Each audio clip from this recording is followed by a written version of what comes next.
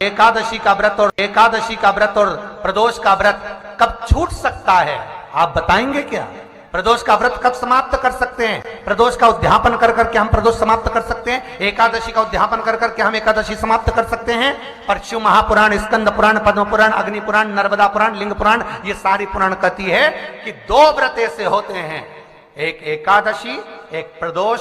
आप 1000 बार भी उद्यापन कर दो तो भी छोड़े नहीं जा सकते, अंतिम समय तक, अंतिम बिंदु तक वो छोड़ना नहीं चाहिए।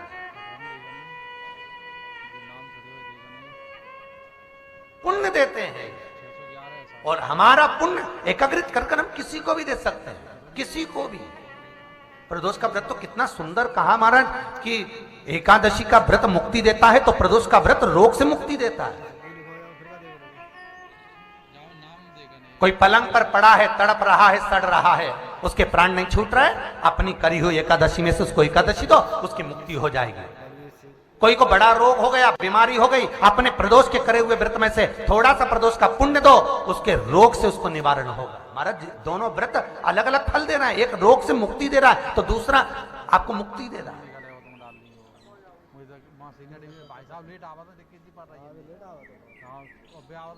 जिसने दोनों करे हो वो पुण्य दे दे।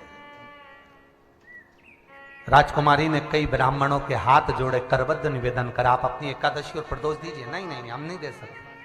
फिर किसी के जोड़े नहीं, एक बूढ़ी माँ जा रही थी, उस बूढ़ी माँ को बुलाया और राजकुमारी ने कहा हम तुम्हें आभूषणों से पूर्ण देंगे, हम तुम्हें रतन प्रदान कर देंगे, हम तुम्हें तुम्हारे घर को राजसी ठाट दे देंगे, आप अपनी एकादशी और प्रदोष दे दीजिए। वो लोभ में आई, उसने कहा ठीक है माँ, आप अगर दोगी तो इसको मुक्ति तो मिल जाएगी, गधे की योनि से छूट जाएगा, गधे से मुक्त हो जाएगा, आप कृपा करिए। ठीक है, संकल्प छुड़वाया, मैं अपनी 26 एकादशी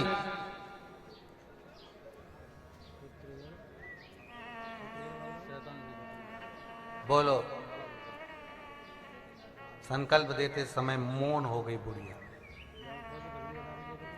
संकल्प दिया एकादशी और प्रदोष का, जो दिया तो वो गधा वापिस पुरुष तो बन गया पर उसका एक कान गधे जैसा रह गया।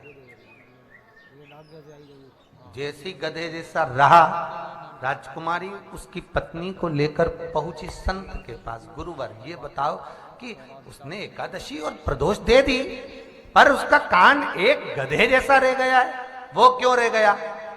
संत ने कहा, कई लोग कहते हैं ना हमने ये वाला भी पूजन करा, हमने वो वाला भी करा पर हमारा काम नहीं हुआ, तो समझ लेना रे गधे जैसा कान क्यों रह गया? सब कुछ अच्छा हो रहा है तो वो काम क्यों अटका? तो संत बोले बुढ़िया बड़ी चतुर थी, उसने 25 एकादशी और प्रदोष दे दिया, एक खाते में खुद के रख लिया। बुढ़िया को बुलाया जाए और उसको अग्नि की सौगंध देकर पूछा जाए कि उसने कितनी एकादशी और प्रदोष दिया। बुढ़िया को बुलाया, माँ तुमने कितनी एकादशी प्रदोष दिया? बुढ़िया बोली मैंने 26 दी। माँ सौगंध खा अग्नि नारायण की, शंकर की, कितनी दी तूने? तो क्या मैंने 25 एकादशी 25 प्रदोष दिया। एक क्यों रखा? बुढ़िया कहने लगी अब मैं मरी जी दी, कब मर जाऊं, एकादशी के पहले मर गई, प्रदोष के पहले मर गई तो मुझे कौन देगा? तो मेरी एकादशी मेरा प्रदोष मैंने अपने पास रखा है, इसलिए उसको नहीं दिया। राजकुमारी ने चरण पकड़ लिए, माँ एक और दे दे, तेरे देने से ये पूर्ण तरह से अच्छा हो जाएगा। तब उस बूढ़ी माँ ने फिर संकल्प दिया, दान दिया, तब जाकर वो पूर्ण तरह से स्वस्थ हो पाया। अर्थात ये शिव पुराण कहती है कि हमारा किया गया दान पुण्य सत्कर्म किस भाव से हम दे रहे हैं,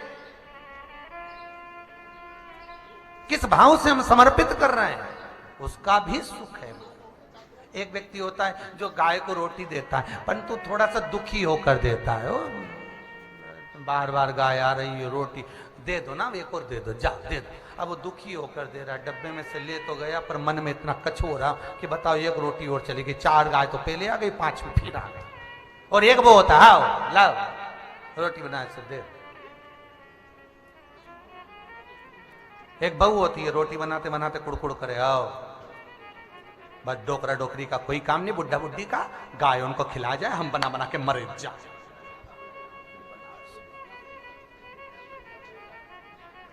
पर ये नहीं सोचती कि हो सकता है गाय दरवाजे पर आई है तो हो सकता है तेरी पूर्व में कोई बेटी होगी, पूर्व में कोई बेटा होगा जो तुम्हारे दरवाजे पर खड़ा होकर रंभा रहा है भोजन के लिए। हो सकता है तुम्हारे गर्भ से नहीं जन्म लिया, दरवाजे पर आकर पा रहा है, कोई तो तुम्हारा रिश्तेदार होगा, कोई तो अपना होगा। बिना रिश्तेदारी के कोई किसी के दरवाजे पर जाता है क्या? कोई नहीं, बस वो कोई संबंध होगा पुराना, तो वो आया। और जब नित्य लीला का स्रोत, नित्य लीला का आनंद सुख प्रदान करे,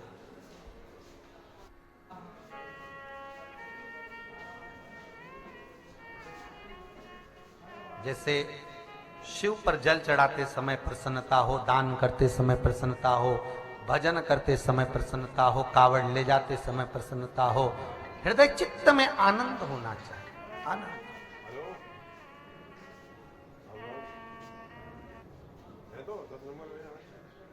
शंकर का अनुमोदन कर रहा है, शिव कथा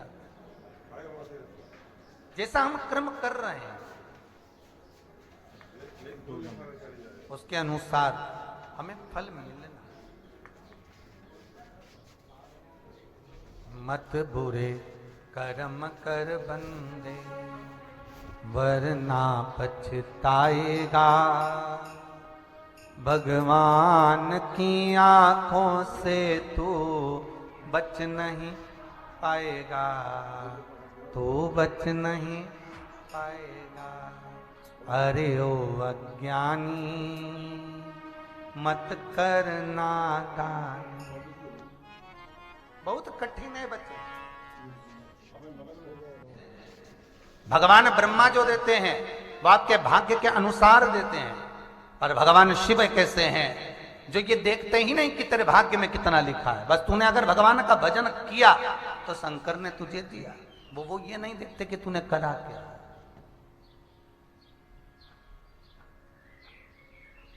स्वयं भगवान विष्णु भी कई बार भगवान शिव से कह दिया, प्रभु जरा सोच समझ कर तो दिया करो। भस्मासुर को आशीर्वाद दे दिया, जिस पे हाथ रखो वही भस्म, उसने प्रैक्टिकल तुम पे कर लिया। जरा विचार करो महाराज। रावण को बाबा तूने लंका दिया,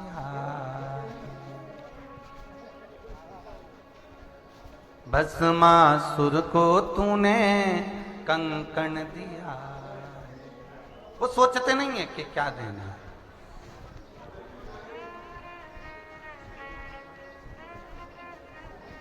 बस उनकी शरण में जो आया वो मिल गया। पर एक बात याद रखो, थोड़ा हमने जो पूर्व में कर्म किया है उसको तो हमें काटना।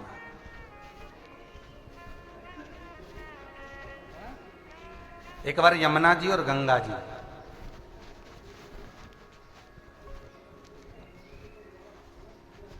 दोनों भगवान शिव के पास में गए, और यमुना जी और गंगा जी ने दोनों ने जाकर भगवान शंकर से एक प्रार्थना करी, भूत बावन भूतेश्वर, हे शिव करुणा सागर त्रिकालदर्शी कैलाशी, हमारी विनती एक स्वीकार करिए। भगवान शिव ने कहा, यमुना और गंगा दोनों सामने खड़ी हो, क्या बात है, क्या चाहिए तुमको? आज दोनों आई कैसे हो, ये पहले तो ये बताओ कि तुम्हारे आने का कारण क्या है।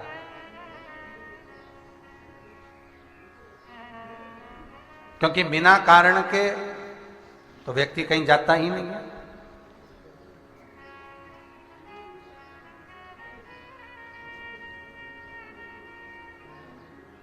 बोलो आज क्या कारण है जो तुम दोनों यहां पधारी? गंगा और यमुना ने कहा, बाबा बात इतनी सी है कुबेरेश्वर महादेव, हे भोला भंडारी, हे भूतेश्वर, हे शिव, हमारा निवेदन केवल इतना सा है कि भगवान नारायण कहे कि कर्म की गति को भोगने पर व्यक्ति को फिर सुख का भान उत्पन्न होता है।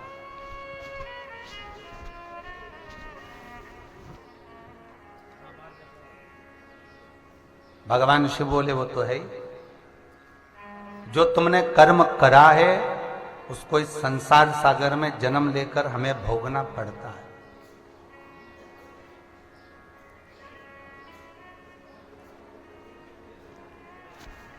यमुना जी ने कहा, भोलेनाथ, गंगा को तो श्राप लगा था माता पार्वती का,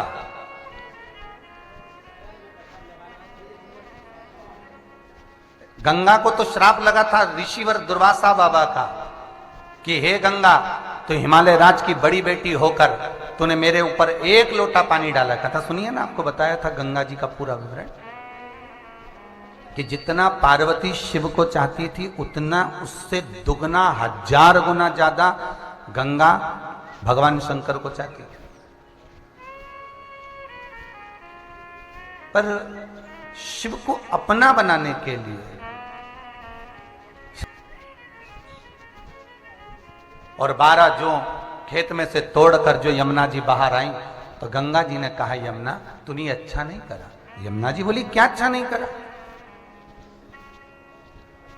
अरे यमुना, तूने ये दूसरे के बगीचे में से, दूसरे के खेत में से ये तूने 12 जो आखिर तूने तोड़ी, तो तोड़ी क्यों? यमुना जी बोली, ये संपूर्ण सृष्टि, संपूर्ण पृथ्वी तो हमारी है, तो हमें क्या सोचना उसकी? नहीं नहीं यमुना, भले संपूर्ण पृथ्वी अपनी हो, पर जिसके हक में जो चीज है उससे बिना पूछे उठाना ये अच्छी बात थोड़ी ना। महाराज, आपको पहले कथा में कहा था 5 तरह के चोरों का व्याख्यान वर्णन करा था भागवत जी में कि एक किसी की वस्तु को उठा ले वो भी चोर है, किसी के घर में बिना पूछे प्रवेश कर जाए वो भी चोर है,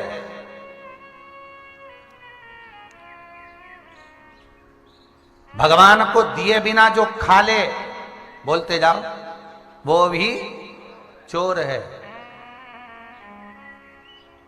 घर में कोई नई सामग्री बनी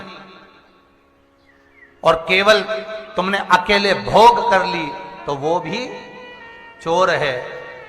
और एकांत में अपने पत्नी के साथ में अपने कमरे में बैठकर चुपचाप से 10 रुपए की गजक लाकर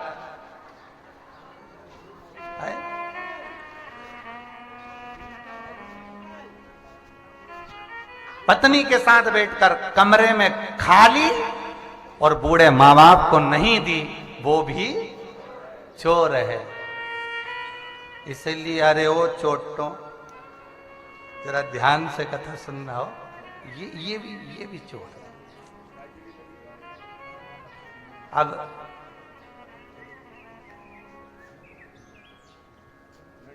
तो निवेदन है, 4 चोर तो जान दो, पर 5वें नंबर का चोर मत बनना रे भाइयों। 10 रुपए की गजक अगर लेकर आ रहे हो, 10 रुपए का सामान पत्नी के लिए ला रहे हो, तो उसमें 10 रुपए का बूढ़े माँ बाप के लिए भी लिया, क्योंकि बच्चे और बूढ़े को खाने की ललकता ज्यादा होती है। ठीक है, ठीक है, लिया है, दे दिया, क्या जा रहा है उसमें।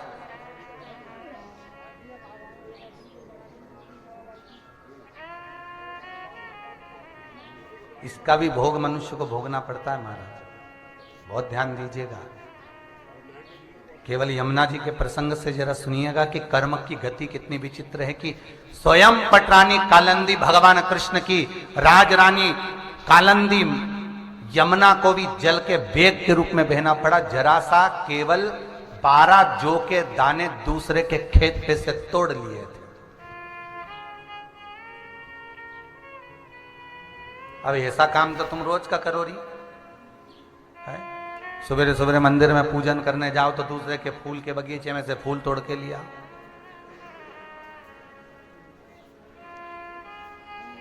ये जो कंस है जो पैदा हुआ था है दुर्मुख राक्षस के वेग से, जो ये कंस की जन्म हुआ था, तो कंस की गति क्या, पूर्व समय में कुबेर के दरवाजे का द्वारपाल था और कुबेर जी महाराज जब पूजन करते थे तो इससे कहते थे कि पुष्प लेकर आओ, और ये बिना पूछे, माली से बिना पूछे, घर मालिक से बिना पूछे, किसी बगीचे में से पुष्प तोड़ कर ले आता था। इसके लिए इसका जन्म कंस के रूप में हुआ था।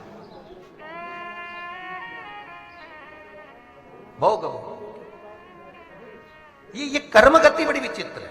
आप ले लो वो ठीक है, पर तुमने 12 जौ के दाने गंगा करी, यमुना तूने क्यों लिया? यमुना जी बोली अब ले तो लिए हैं जी, अब क्या करा जाए तू बता। तो इतने में गंगा जी बोली कि मैंने सुना है कि यदि तूने 12 अगर अन्न के दाने उनके घर के लिए हैं तो तुझे 12 वर्ष तक, जिसका खेत है, जिसके जौ के दाने हैं, उसके यहां 12 वर्ष तक तुझे सेवक बनकर सेवा करना पड़ेगा। यमुना जी बोली ठीक है, क्या दिक्कत है मुझे करने में। अब यमुना मैया सेवा में लग गई। साहूकार के यहां पर पहुंचकर कहा देखो महाराज हम तुम्हारे यहां सेवा करेंगे, तो हमको, साहूकार बोला हमको नौकरानी की जरूरत है ही नहीं, हमें सेविका की जरूरत है नहीं। नहीं आपको तो सेवा करना, हमें तो सेवा करना है, आप तो करवाइए। और सेवा में लग गई यमुना मैया, खूब सेवा करी, खूब। अब स्वयं पटरानी जिसके घर में हो वहां किस चीज की कमी है, खूब सेवा करी। महाराज सेवा का क्रम जब प्रारंभ हुआ, खूब सेवा चली, चलते चलते चलते चलते 12 वर्ष निकल गए। और 12 वर्ष जब पूर्ण हो रहे हैं, सारे घर के लोग आज कुंभ का स्नान करने के लिए हरिद्वार जा रहे हैं, गंगा के घाट पर जा रहे हैं। तो जाते समय पर यमुना जी जो स्वयं सेवा कर रही थी, उन्होंने कहा साहूकार जी, सेठ जी आप जा रहे हो गंगा के घाट पर, मेरा एक थोड़ा सा सामान लेकर जाना। और यमुना जी ने एक पत्र छोटा सा लिखा और लिखकर गंगा के घाट पर पहुंचा दिया जहां गंगा विराज रही थी। गंगा जी ने उस पत्र को लिया, साहूकार से एक स्त्री का रूप रखी वो गंगा बैठी हुई थी और एक पत्र लेकर आ गई। और पत्र लिया जब साहूकार से तो पढ़ा कि जी मेरे 12 वर्ष पूर्ण हो गए हैं, मेरे 12 वर्ष आज पूर्ण हो गए हैं, तो मैं आ सकती हूं। गंगा तुरंत उसी समय पर यमुना को कहती है हाँ अब तू आ सकती है, जवाब लेकर वापस जाओ। और साहूकार फिर पत्र का जवाब लेकर गया, यमुना जी को दिया। यमुना जी ने उस पत्र को पढ़ा, पढ़ते से यमुना तेज गति से दौड़ती हुई गंगा के पास पहुंच गई। गंगा ने पूछा क्यों री यमुना, अरियो यमुना तू आई तो सही, पर तूने क्या सेठ के घर पर इतने समय तक 12 वर्ष तक तू रही, तो सेठ जी को बोलकर आई है कि मैं जा रही हूं? और सेठ जी को बोलकर आई क्या तू? नहीं, मैं तो बोलकर नहीं आई। गंगा कहती है यमुना सुन, तुझे सेठ ने विदा नहीं करा, तुझे भेजा नहीं, इसलिए तू द्वापर में कृष्ण अवतार में कालंदी बनेगी। और कालंदी बनने के बाद जब भगवान कृष्ण के साथ नित्य लीला करेगी, तब तू अंत में उद्धव जी के सम्मुख में यमुना जी तू जल के रूप में बहेगी, क्योंकि तू कहकर नहीं आई, तो बोलकर नहीं आई। एक बहुत सुंदर संवाद है महाराज, इसका ध्यान रखिएगा कभी जीवन में, इस संवाद का स्मरण करिएगा आप, कि हमारा एक निवेदन हमेशा रहा है और आज फिर कह रहे हैं, आपके पति बोलें कि आप भगवान का भजन करो, आप शिव का स्मरण करो, तो करो। यदि आपके पति अगर आपको मना करते हैं, आपके परिवार वाले आपको मना करते हैं, आपका कुटुंब वाले आपको मना करते हैं कि आपको भजन नहीं करना है, पति कहते क्यों मंदिर जाती है, क्यों कथा में जाती है, क्यों स्मरण करती है, बिल्कुल मत करो, छोड़ दो।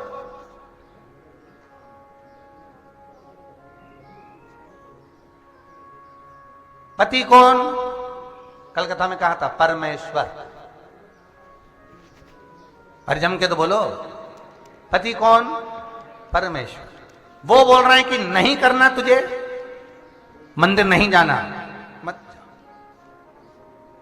फिर उससे पूछो क्या करूं,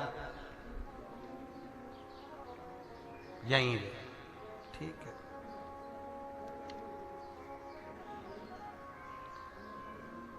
अब मैं करूं क्या? पति से ये भी तो पूछना। बस घर में ही रहे, घर में रहिए। पति कह दे कि तू व्रत मत कर, हाउ स्वीकार। आज किसका फोन था सुबह?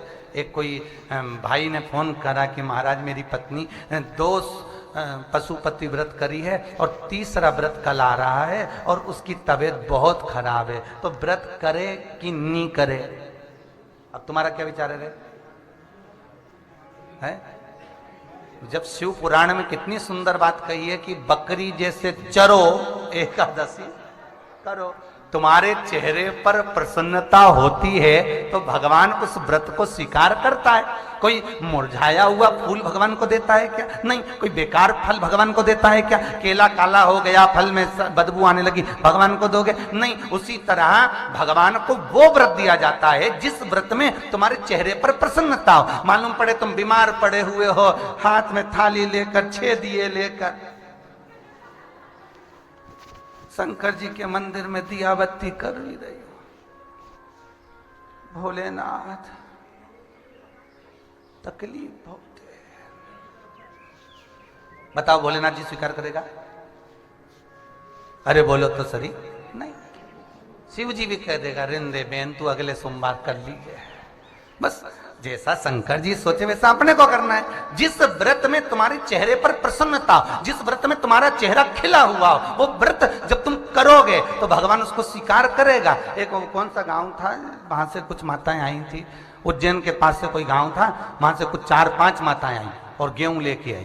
तो हमने पूछा गेहूं क्यों लेके आई? तो क्या हम 5-6 ने खूब जोरदार पशुपति व्रत करा। तो हमने कहा कैसे करा रही भाई, ये भी तो बताओ करा कैसे? तो क्या हम 5-6 सवेरे जब पूजन करने आए ना तो ढोल कर लिया। मैंने कहा पुराण में तो लिखा ही नहीं। और ढोल करके और खूब बढ़िया गुरुजी और गाता बजाता शंकर जी का मंदिर जाने पहले शंकर जी का पूरा होटला धोएं।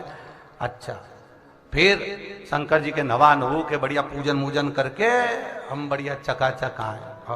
फिर शाम के भी हम तो खूब ढोल बैंड बाजा लेने फिर पहुंच जाए। फिर खूब शंकर जी के रिझाए।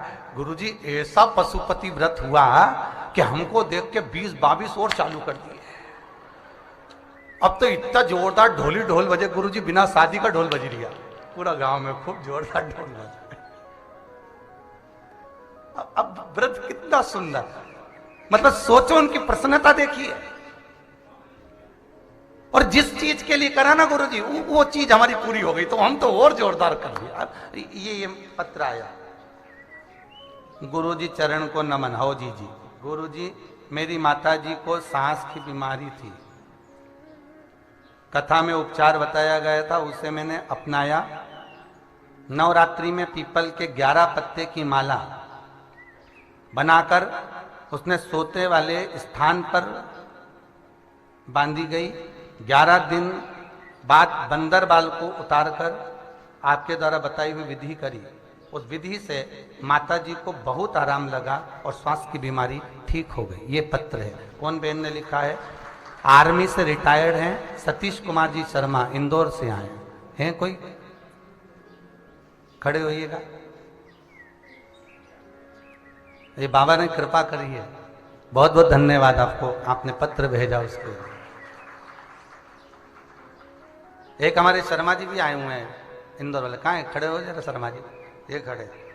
पहले आए थे तो महाराज घना कर्जा था भाई, जरा माइक दो ना शर्मा जी को, जरा बोलेंगे तो लाइक। ये इंदौर से आए। कहाँ इंदौर है ना शर्मा जी? पहले हम समझते थे आपको कि विदिशा से आए। इंदौर से आए गुरुजी। क्या शुभ नाम है आपका? राजेंद्र शर्मा। इंदौर में कहाँ रह रहे हैं? आलोक नगर इंदौर जी। बाबा ने क्या कृपा करी आप पर? बाबा ने कृपा तो सर धर्मपत्नी है, जो धर्म पत्नी है मेरी उसकी तरफ से करी है सर। जय हो जय हो, बहुत बहुत बाबा की कृपा। खड़े होइएगा शर्मा भाभी, अब भी खड़ी हो जाओ। खड़े हो। आज इतनी खुश थी भाभी आप गौशाला में, आपकी खुशी का कारण क्या था? जरा माइक लेके बोलेंगे।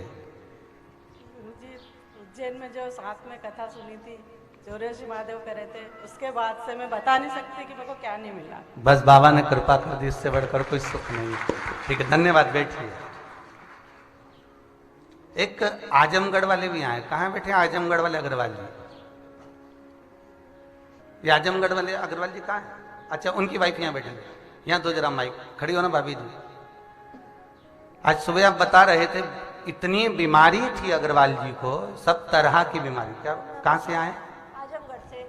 माइक पास में। आजमगढ़ से। क्या शुभ नाम है आपका? सीमा अग्रवाल, पति नरेंद्र अग्रवाल।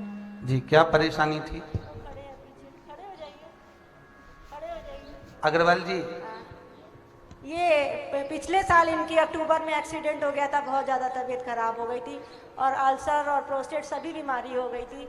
हम आपसे सावन से जुड़े थे, तभी से कथा सुनने लगे और उपाय करने लगे। मन में इच्छा थी बाबा कभी जरूर पूरी करेंगे, लेकिन अक्टूबर के बाद से अभी तबीयत बिल्कुल ठीक होने लगी है। आप कोई दवाई और ववाई अभी खाएं? दिसंबर आ गया, हम कोई दवा नहीं कर रहे जय हैं। बाबा। अल्सर प्रोस्टेट सब इनका ठीक हो गया है, जय हो। सब बाबा की अपरंपार कृपा है। हर हर महादेव। ए, ले लीजिए, ये बाबा की करुणा। केवल शिव का स्मरण करना, शंकर का अनुमोदन करना, शिव नाम का जाप करना, भगवान शंकर की भक्ति को विश्वास मानकर भगवान शिव के चरणों में रम जाओ, वो सब कर देगा।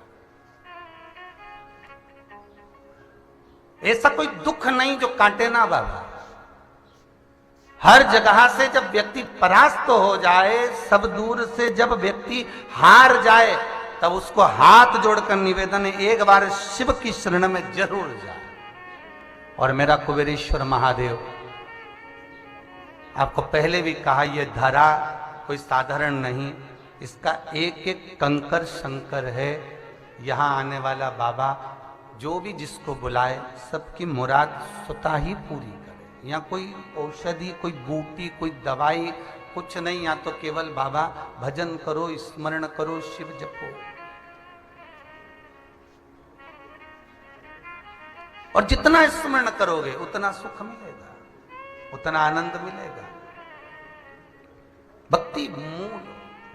हे यमुना, 12 दाने तुमने जो के लिए थे, बिना बताए तुम प्रवेश कर गई हो। वापिस देवलोक में भोगना पड़ेगा, मृत्यु लोक में जाकर जल बनना पड़ेगा। कर्म की गति कितनी विचित्र है। फिर निवेदन करेंगे, पति कहे कि मत जाओ, मत।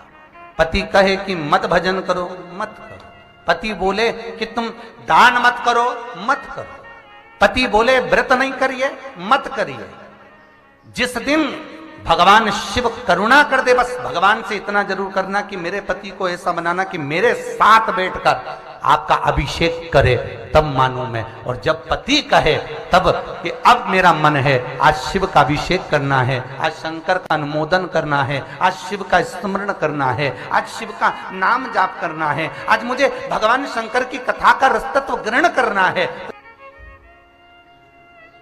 भगवान की अविरल भक्ति हमको प्राप्त हो महाराज। और जिस समय भक्ति का प्रतिबिंब हमारे भीतर प्रकट हो जावे, शिव स्वतः ही मिल जाए। शंकर को ढूंढ रहे। फिर निवेदन है, हम भगवान को मत ढूंढो, हम भगवान को ढूंढने कहीं ना जाएं, क्योंकि भगवान कहीं नहीं खोया, खोए तो अपन है। अपन अपने आप को ढूंढ लें, बहुत बड़ी बात है। संसार में इतने खो गए, भोग विलास वस्तुओं में, ना जाने किस किस में इतने रमे हुए हैं। और तभी थोड़ा सा ये कोरोना महामारी ने, धन्यवाद बीमारी को, धन्यवाद भी देना चाहिए कोरोना महामारी को, जिसने कम से कम सबके शिकवे गिलवे सब मिटा दिए। पत्नी हमेशा कहती थी तुम्हें तो फुर्सत ही नहीं मिले, फुर्सत ही नहीं मिले, फुर्सत ही नहीं मिले, फुर्सत ही नहीं मिले। क्योंकि भगवान दिखा रहा है, कालों का काल मेरा महाकाल ये दर्शा रहा है। और फिर निवेदन करूंगा, बड़ी से बड़ी बीमारी कोरोना जैसी महामारी भी अगर कहीं बहुत जैसा बड़ा रोग भी हो गया, घबराना नहीं। बीमारी बड़ी है, पर उससे भी बड़ा मेरा देवाधिदेव महादेव है, उससे भी बड़ा मेरा महादेव है।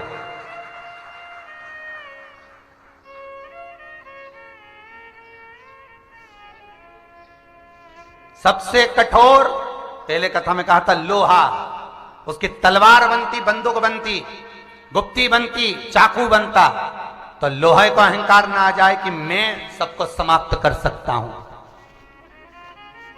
और लोहे से ज्यादा कठोर अग्नि जो लोहे को पिघला देती है, और अग्नि से कठोर पानी जो अग्नि को बुझा देता है, और पानी से कठोर मनुष्य जो लोटा में भर के डकार जाता है,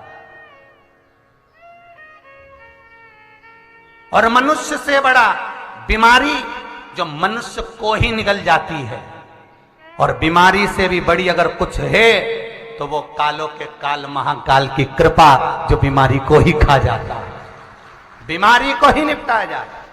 अकाल मृत्यु वो मरे जो काम करे चंडाल का, काल उसका क्या बिगाड़े जो भक्त हो महाकाल का। जो शिव की आराधना कर रहा है, शंकर का उपासक है, उसको क्या डरना। आग लगे बस्ती में अपन रहो मस्त, चकाचक रही, अपनी जिंदगी को बड़ी मस्ती में जियो साहब। है रो रो के तो जिंदगी भर रोगे, और आखिरी में फोटो टंगेगा तो फोटो में तो स्माइल दोगे ना। है जितने फोटो तुम्हारे घर में टंगे होंगे, बूढ़े जो मर के चले गए, उनको कभी रोता हुआ फोटो किसी के घर में देखा तुम? किसी के यहां भी जाना, जो मर गया उसका कभी रोता हुआ फोटो नहीं लगेगा। कभी तुम देखना अम्मा ऐसी दिखी हो रोती हुई, फोटो हमेशा कितनी भी रोई होगी पर फोटो में तो स्माइल देती। बढ़िया, हंसो मती, अपने भी टंगेंगे रे, उसमें क्या फोटो में स्माइल। और आखिरी में फोटो जब स्माइल का टंगना है तो अभी रो रो के जीवन काय को निकाल।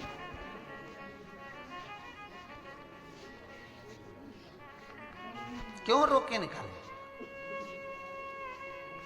एक बार सतना से आए थे, वो कहे गुरुजी हम बड़े दुखी हैं। हमने कहा काहे रो रहे हो? रो मत, यहाँ आए हो ना, बड़े प्रसन्न रहो। जितने खुश होकर यहाँ से जाओगे ना, साल भर के अंदर वापिस ऐसी खुश होकर आओ, पक्का है। ऐसी प्रसन्नता रहना चाहिए चेहरे पर। भगवान विश्वनाथ, करुणा सागर, त्रिकालदर्शी, कैलाशी, अविनाशी खूब प्रसन्न रखे आप, मुस्कुराते। मुरझाया हुआ पुष्प भगवान को प्रिय नहीं है। जब आप ठीक होएं तब प्रयोग करें, जब आप स्वस्थ रहें तब भगवान का व्रत करें। और फिर निवेदन है, जब तक हाथ पैर चलें खूब तीर्थ करो, भजन करो, दान करो, पुण्य करो, सत्कर्म करो। जिस दिन हाथ पैर चलना बंद हो जाए, घर को तीर्थ बना लो, कहीं नहीं जाओ। अब बने ही नहीं, दो चार को सहारा लेकर जाओ, बेचारी वो खुद भी तीर्थ नहीं कर पाए, क्या मतलब। भागवत जी में जड़ भरत का चरित्र आता है। राजा राहुगण पालकी में बैठकर जा रहा था, और पालकी उठाने वाले के पांव में चोट लग गई तो जड़ भरत को लगाया गया। सुनिए भागवत जी, जड़ भरत को लगाया, और जड़ भरत जब पालकी लेकर चला तो सामने से नीचे एक चींटी आ गई, जिसको देखकर लांग गया, लांगा, पालकी नीचे गिर गई। जब पालकी नीचे गिरी तब राजा राहुगण ने कहा मैं तेरे शीश को उतार दूंगा, मैं तुझे काट दूंगा। महाराज मार दो, परंतु एक बात बताओ कि तुम जा कर रहे हो पालकी में बैठकर? पालकी में बैठकर? मैं तो अपने गुरु के दरवाजे पर जा रहा हूं। जड़ भरत, जड़ मतलब पागल, और भरत को लोग पागल इसलिए कहते थे क्योंकि बड़े भाई ने लात मार कर निकाल दिया था कि तू खेत पर गया और तूने चिड़िया नहीं उड़ाई। राम जी को खेत और राम जी की बाहर निकाल दिया। राजा राहुगण से जड़ भरत कह रहे हैं तुम जा कर रहे हो गुरु के दरवाजे, और गुरु के दरवाजे जा रहे हो, पालकी में बैठकर जा रहे हो। अगर गुरु के द्वार जाना है तो पैदल जाइए, तीर्थ जाना है तो पैदल जाइए, भगवान के मंदिर जाना है पैदल जाइए, नाम स्मरण करना है, भक्ति चित्त धारण करना है, पैदल जाओ। राजा राहुगण को ज्ञान दिया। राजा राहुगण बोला मैं राजा महाराजा और मैं पालकी में ना जाऊं ना, पैदल जाओ। राजन, किसी की जान दुखाकर यदि आप तीर्थ कर रहे हो तो वो तीर्थ का कोई फल है क्या?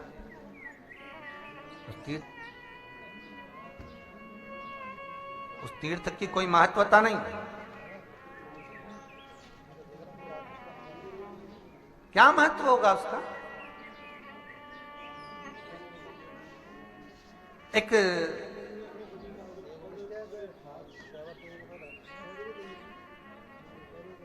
लड़का सूट बूट पहनकर ससुराल जा रहा है। एक गाय कीचड़ में फंसी हुई। गाय ने आवाज लगाई, भैया, ए भैया, मैं कीचड़ में फंसी हूं, मुझे निकाल दे। मेरी पूंछ पकड़ ले बस और तू खींच ले, मैं निकल कर बाहर आ जाऊंगी। गाय कर रही। वो लड़का बोला, मालूम है तुझे मैं कहां जा रहा हूं? गाय बोली, नहीं मालूम।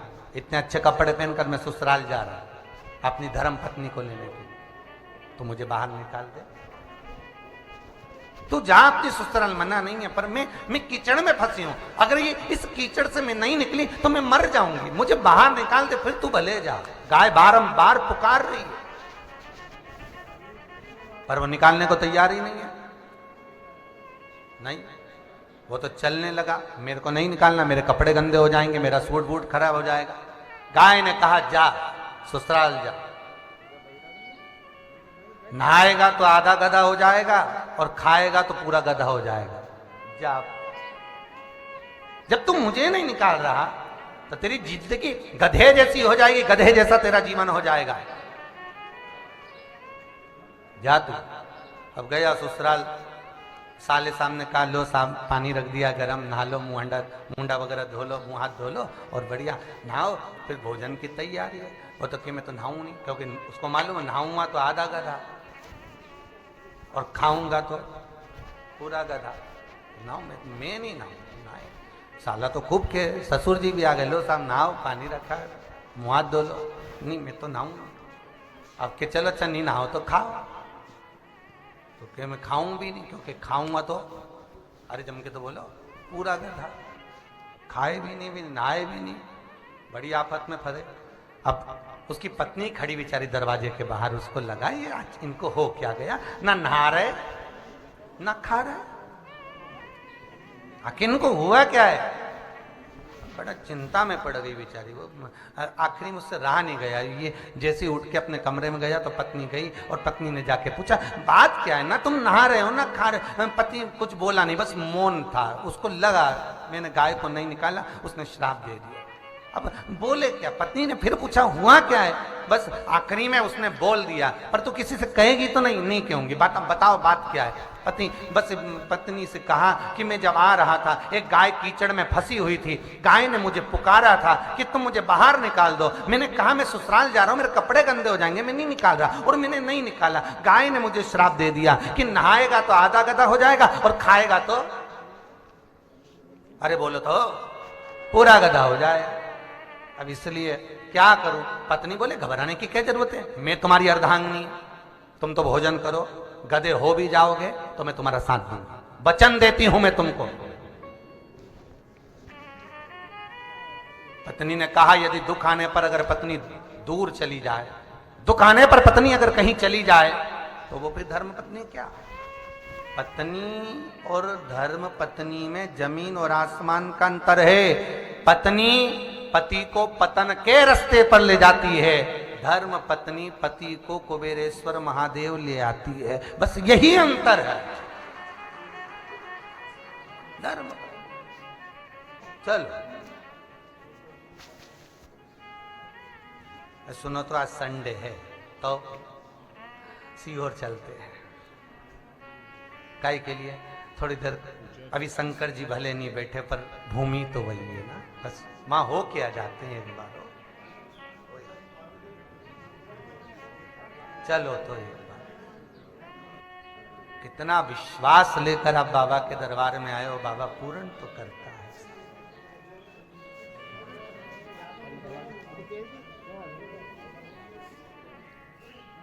चलो, मैं धर्म पत्नी हूं आपकी, आपका साथ दूंगी, आप भोजन करो, अगर गधे भी बन गए आपको छोड़ूंगी नहीं।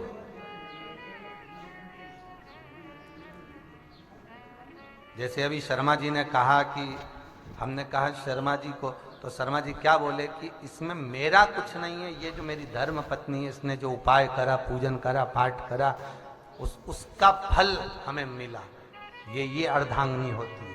ये धर्म पत्नी होती है।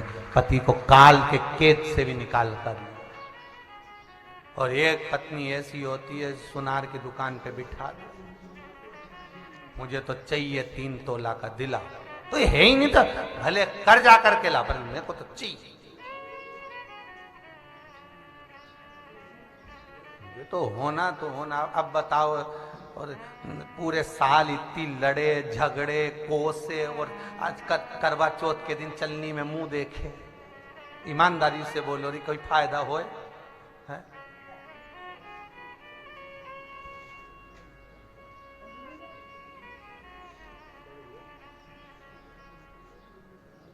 क्या फायदा? एक पत्नी के पति का जन्मदिन था। पत्नी ने सोचा झगड़ूंगी नहीं, क्योंकि आज इनका जन्मदिन है। सुबह से उठ के तैयार मैयार होकर रोज 8-9 बजे उठती थी, आज 6:30 पे उठ गई। बादाम का हलवा बनाई थी, रात के बादाम गलाई सो तो लेके आ गई, लो जी हैप्पी बर्थडे टू यू, खाओ। और पति को दिया, पति ने कहा थैंक यू, धन्यवाद, लिया। सुनो, आज अच्छे से व्यवहार करूंगी, लड़ूंगी नहीं, क्योंकि आज तुम्हारा जन्मदिन। अब ये बोलने की जरूरत थी क्या? अरे मन में रख लेती कि नहीं झगड़ेगी। और पति को खिलाया पिलाया, तो जाने लगा ऑफिस। सुनो जरा जल्दी आ जाना, आज अपन होटल चलेंगे हो, क्योंकि आज तुम्हारा हैप्पी बर्थडे ने टू यू है। हाँ, पति भी बेचारा जल्दी आ गया, तैयार होने लगे, जाने की तैयारी। पत्नी बोली, ये देखो तैयार होती होती आई, चोटी करते करते, और कि सुनो आज तुम्हारा जन्मदिन है, आज मेरा मन कर रहा है कुछ गिफ्ट आपको दूं, बताओ क्या चाहिए। आज मेरा बहुत प्रसन्न हूं, क्योंकि आपका जन्मदिन है, जो मांगोगे मैं वो आज आपको दे दूंगी, पक्का। पति बोला रहने दे तो चल। और पति जूते पहनने लगा, दोनों निकल। पत्नी बोली नहीं, पहले बताओ, मेरा मन हो रहा है धोती कुर्ता दिला दूं क्या? नहीं नहीं नहीं, मेरे को कुछ नहीं लेना। अरे चलो चलो, लेट हो रहे हैं, चलो। पति ने कहा चल। पत्नी बोली मैं नहीं जा रही, पहले बताओ तुम्हें चाहिए क्या? आज मैं इतनी खुश हूं, तुम जो मांगोगे दे दूंगी। पति बोला तलाक।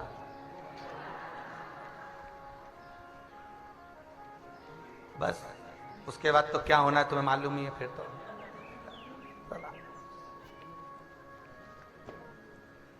अब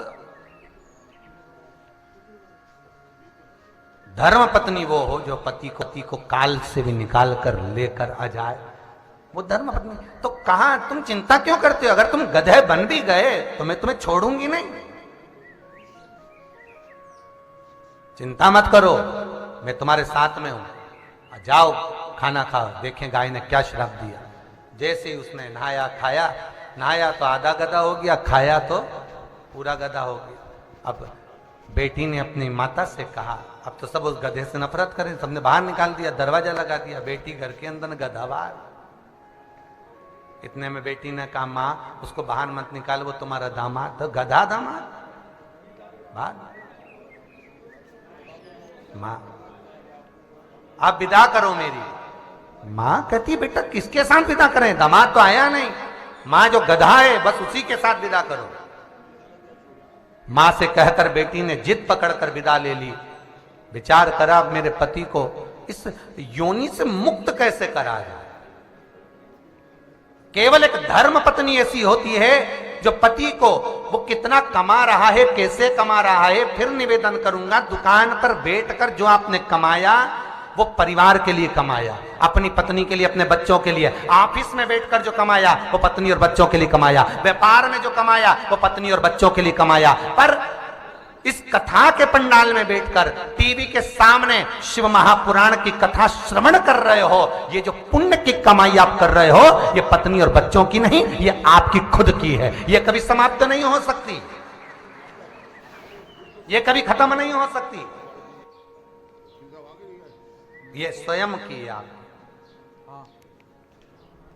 धर्म पत्नी को चाहिए, वो धर्म पत्नी, पति कमाए, क्योंकि पति को भगवान ने इसलिए भेजा है कि तू परिवार का भरण पोषण करेगा, और परिवार का भरण पोषण करेगा तो तुझे झूठ बोलना पड़ेगा, तुझे कपट करना पड़ेगा, तुझे बेईमानी करना पड़ेगी, तुझे प्रपंच करना पड़ेगा। और पति अपने परिवार का भरण पोषण करने के लिए झूठ भी बोलता है, कपट भी करता है, छल भी करता है, बेईमानी भी करता है, क्योंकि उसको परिवार को बढ़ाना है, आगे लेकर जाना है। वो झूठ भी बोलेगा, प्रपंच भी करेगा, छल भी करेगा, बेईमानी भी करेगा, क्योंकि वो पति है। और तुम्हारे नाम के आगे लिखा है धर्म पत्नी, मतलब उसकी कमाई में से एक अंश निकाल लो थोड़ा सा, और कहीं धर्म में, पुण्य में, सत्कर्म में लगा दो, तो पति को भी बैकुंठ ले जाओ और खुद भी चले जाओ, उसको भटकने मत देना। वो स्वतः, ये शिव महापुराण कहां से चालू हुई है? चंचुला देवी से। चंचुला देवी के पति का नाम बिंदुक, और बिंदुक पानी में डूबकर मर गया, प्रेत की योनि में पड़ गया। पत्नी को लगा इसकी मुक्ति कैसे होगी। चंचुला देवी को मालूम पड़ा कि काशी में जाओ, अभी मुक्त नगरी है काशी, मोक्ष नगरी है काशी, वहां जाकर भजन करो। काशी में गई, शिव महापुराण की कथा सुनी, गंगा नहाकर बाहर निकल रही थी, मर गई, प्राण छूट गए। प्राण छूटे तो पार्वती जी की सहेली बन गई।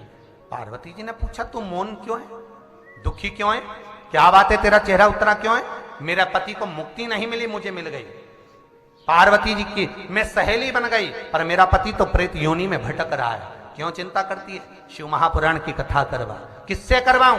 जा देव ऋषि नारद के पास। नारद जी से पूछा आप कथा कर दोगे? नारद जी बोले मुझे तो श्राप लगा हुआ,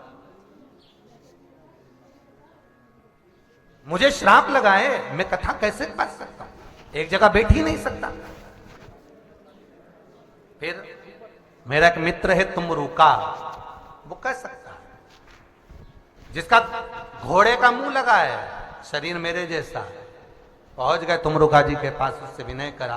वो कहता है कर तो दूंगा शिव महापुराण, पर तुम बेधव्य हो, विधवा। शिव पुराण में जजमान चाहिए, जोड़े से बैठे, तुम कैसे बैठोगी? रोती हुई वापिस कैलाश पर चली गई। पार्वती ने पूछा क्या हुआ? मैं जजमान नहीं बन सकती।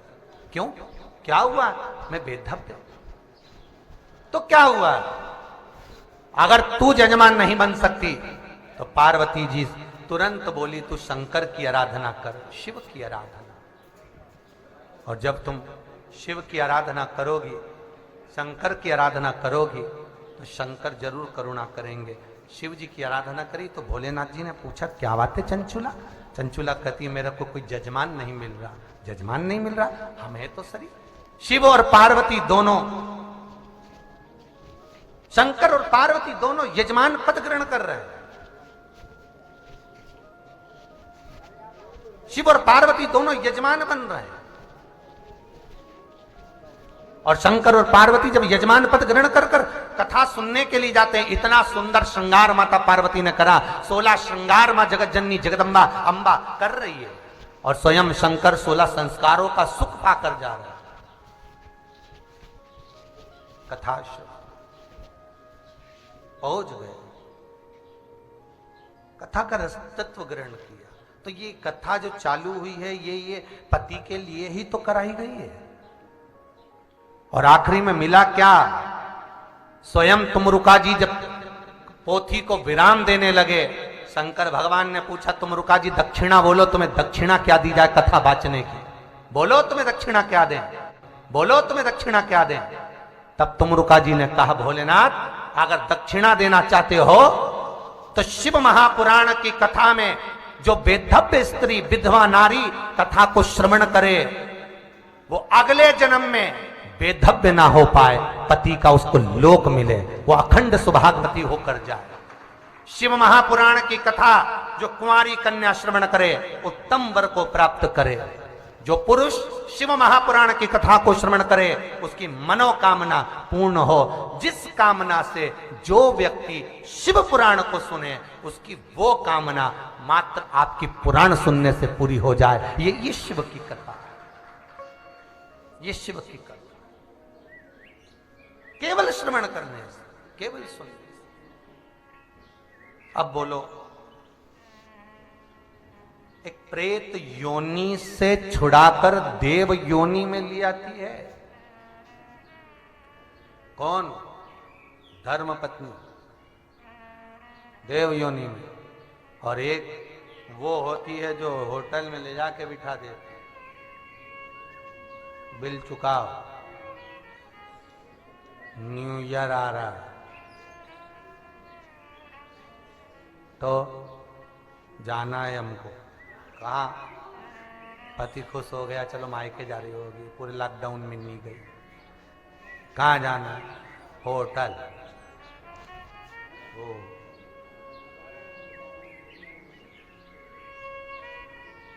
तो होटल हमको जाना है, बस इतना याद।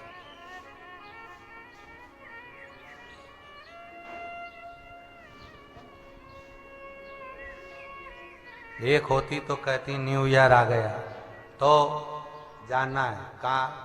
बस जहाँ शिव की कथा हो रही हो, 1 दिन 2 दिन 2.5 दिन 3 दिन आधी में पुनी, बस वहाँ पहुँच जाऊँ, कथा सुन लूँ, बहुत है। और वहाँ भी नहीं जा सकते तो छुट्टी है तो अपन कथा का रसतत्व ग्रहण कर ले, घर में ही कर ले, घर में। पत्नी ने कहा क्यों घबराते हो, चलो। और गधे को लेके चली पति को, पहुंच गई बाहर। किसको कहे कि ये मेरा पति है? गधा फालतू देखकर लोगों ने उस पर वजन धर दिया। पत्नी बोली है वजन हटाओ, तो के तुम्हारे माथे पे रखो। तो गधे का जितना वजन था धर्म पत्नी खुद झेल रही है, और पति को नहीं झेलने दे रही। देखिए जरा धर्म पत्नी की गति देखिए, खुद झेल रही।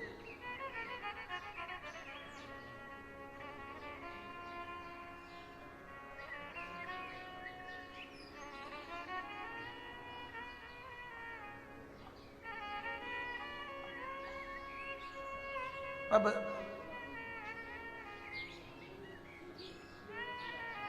लोग डंडे से मार रहे हैं तो पत्नी कहती है मत मारो, मुझे मारो और इसको मत। एक राजकुमारी महल से रोज देखती थी कि ये कर क्या रही है, बताओ। गधे को बचाती, खुद काम करती, गधे को नहीं करने देती, स्वतः करती। कर क्या रही है आखिर ये? राजकुमारी ने अपनी सेविका को भेजा, जाओ जरा इसको बुला के लाओ। इसने पेड़ से गधे को बांधा। पहुंच गई। क्या बात है सखी, मैं तुम्हें कई दिनों से देख रही हूं, तो मेरे महल के बाहर काम करती हो पर गधे को नहीं करने देती। राजकुमारी पूछ रही है, वो कुछ नहीं बोली। राजकुमारी ने कहा मुझे बताओ, तुम्हारी दशा देखकर मुझे लग रहा है कि तुम विपदा की मारी हो, तुम विपदा की मारी हो, बताओ बात क्या है, क्या हो गया ऐसा, बोलो। बस थोड़ा सा दुख है ऐसा। क्या क्या दुख क्या है? मैं बता दूंगी पर आप किसी को कहोगी तो नहीं, लोग मुझ पे हंसेंगे। मैं वचन देती हूं, बन सकेगा तो तुम्हें सहयोग करूंगी और दुख का निवारण मैं स्वतः करूंगी। चिंता मत करो, बताओ क्या बात है, क्या हो गया। बस बात इतनी सी है कि मेरा पति मुझे लेने के लिए ससुराल आया था। एक गाय कीचड़ में फंसी हुई थी, वो गाय निकालने के लिए प्रार्थना करी। मेरे पति ने अपना सूट बूट देखकर कीचड़ की गाय को हाथ तक नहीं लगाया। गाय ने बद्दुआ दे दी, श्राप दे दिया कि नहाएगा ससुराल में तो आधा गधा बनेगा और खाएगा तो पूरा बनेगा। मेरा पति गधे की योनि में आ गया, अब क्या करूं मैं? राजकुमारी बोलती है चिंता मत करो। संत को बुलाया, सदगुरु को बुलाया। एक संत, एक सदगुरु कहीं बैठा भक्ति में डूबा हुआ था, भक्ति में डूबा हुआ। पूछा गुरुदेव कौन सा पुण्य कैसा होता है जिस पुण्य के कारण गधे की भी योनि छूट जाए, वो पुण्य बताया जाए। संत कहते हैं ऐसे तो पुण्य बहुत सारे हैं, पर कुछ पुण्य ऐसे हैं जैसे 26 एकादशी और 26 प्रदोष।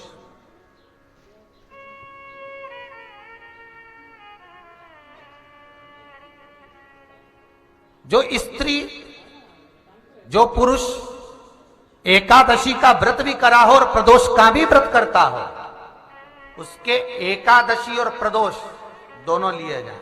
आज ही प्रदोष है। आप लोगों को बहुत बहुत बधाई जो शिव महापुराण की कथा प्रदोष के दिन सुन रहे हैं।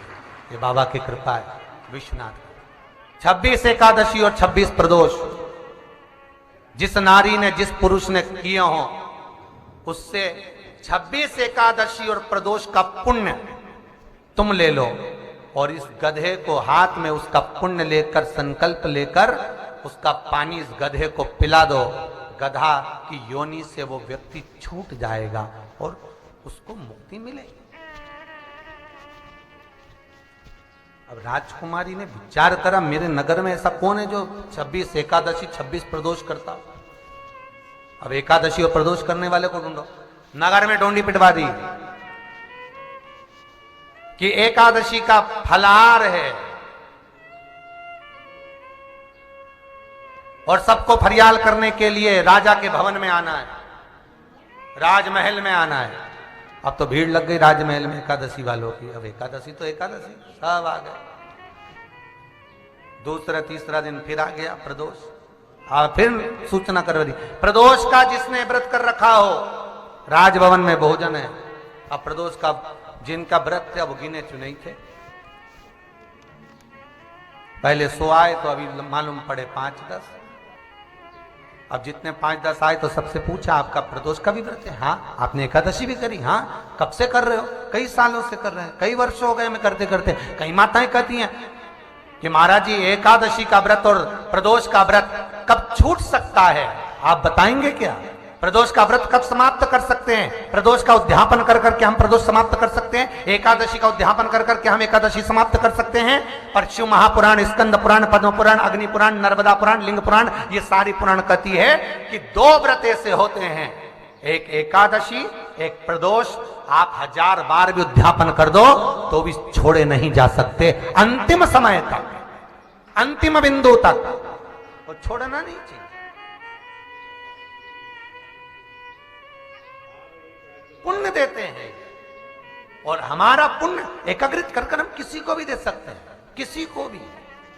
प्रदोष का व्रत तो कितना सुंदर कहा महाराज कि एकादशी का व्रत मुक्ति देता है तो प्रदोष का व्रत रोग से मुक्ति देता है।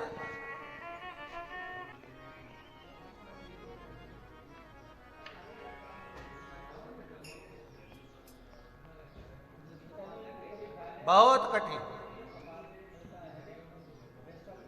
मां यमुना जल के रूप में हो गई कर्म का भोग भोगने के लिए। थोड़ा सा पुण्य करने का कभी मौका मिल जाए आपको, कोई सत्कर्म करने का मौका मिल जाए आपको। केवल ये नहीं है कि मंदिर में दान करोगे तभी पुण्य होगा। हो खूब माथे पर चंदन का तिलक लगाकर बैठ जाओगे तो पुण्य होगा। हो कोई अच्छे केसरिया वस्त्र वगैरह पहन लोगे तो पुण्य होगा।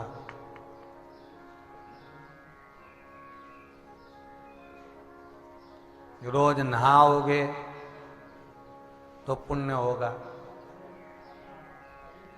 महाराज पुण्य,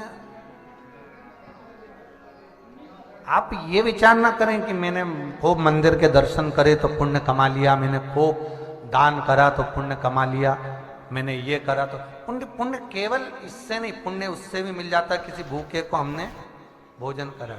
और भूखा भी वो हो जिसको वास्तव में भोजन की जरूरत है।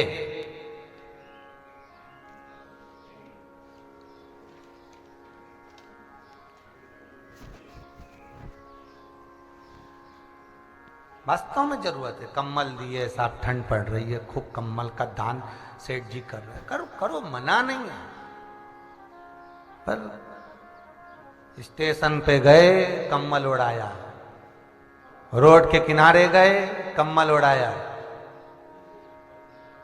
वो कम्बल जिसको उड़ाया सवेरे वो कपड़े की दुकान पे गया फिर बेच आया।